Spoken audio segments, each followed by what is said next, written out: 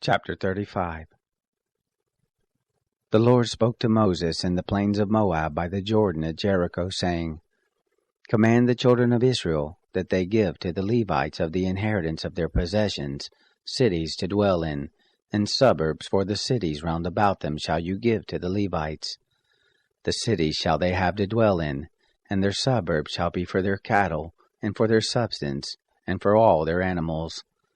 The suburbs of the cities which you shall give to the Levites shall be from the wall of the city and outward 1,000 cubits round about. You shall measure outside of the city for the east side 2,000 cubits, and for the south side 2,000 cubits, and for the west side 2,000 cubits, and for the north side 2,000 cubits, the city being in the middle. This shall be to them the suburbs of the cities. The cities which you shall give to the Levites, they shall be the 6 cities of refuge, which you shall give for the manslayer to flee to, and besides them you shall give 42 cities. All the cities which you shall give to the Levites shall be 48 cities. Them shall you give them with their suburbs.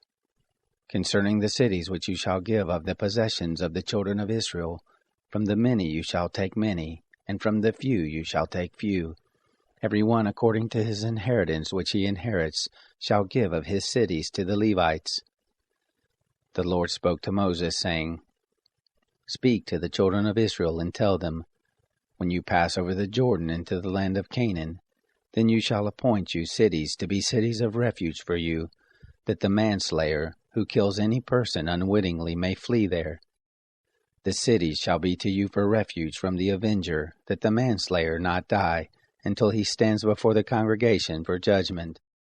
The cities which you shall give shall be for you 6 cities of refuge.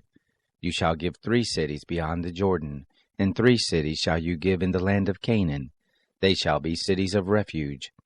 For the children of Israel, and for the stranger, and for the foreigner living among them, shall these 6 cities be for refuge, that every one who kills any person unwittingly may flee there. But if he struck him with an instrument of iron so that he died, he is a murderer. The murderer shall surely be put to death. If he struck him with a stone in the hand, by which a man may die, and he died, he is a murderer. The murderer shall surely be put to death. Or if he struck him with a weapon of wood in the hand, by which a man may die, and he died, he is a murderer. The murderer shall surely be put to death. The avenger of blood shall himself put the murderer to death. When he meets him, he shall put him to death.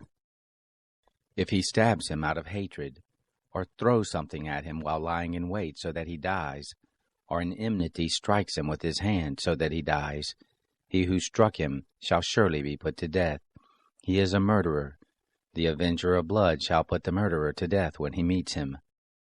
But if he injures him suddenly without hatred, or throws something on him without lying in wait, or with any stone by which a man may die, not seeing him, cast it on him so that he dies, and he was not his enemy, neither sought his harm, then the congregation shall judge between the striker and the avenger of blood according to these ordinances. And the congregation shall deliver the manslayer out of the hand of the avenger of blood. And the congregation shall restore him to his city of refuge, where he was fled, and he shall dwell therein until the death of the high priest, who was anointed with the holy oil. But if the manslayer shall at any time go beyond the border of his city of refuge where he flees, and the avenger of blood find him outside of the border of his city of refuge, and the avenger of blood kills the manslayer, he shall not be guilty of blood, because he should have remained in his city of refuge until the death of the high priest. But after the death of the high priest, the manslayer may return into the land of his possession. These things shall be for a statute and an ordinance to you throughout your generations in all your dwellings. Whoever kills any person, the murderer shall be slain at the mouth of witnesses. But one witness shall not testify against any person that he die. Moreover, you shall take no ransom for the life of a murderer who is guilty of death, but he shall surely be put to death. You shall take no ransom for him who is fled to his city of refuge, that he may come again to dwell in the land until the death of the priest.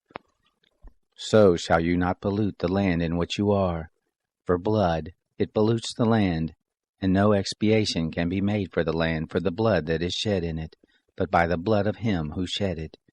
You shall not defile the land which you inhabit, in the midst of which I dwell, for I, the Lord, dwell in the midst of the children of Israel.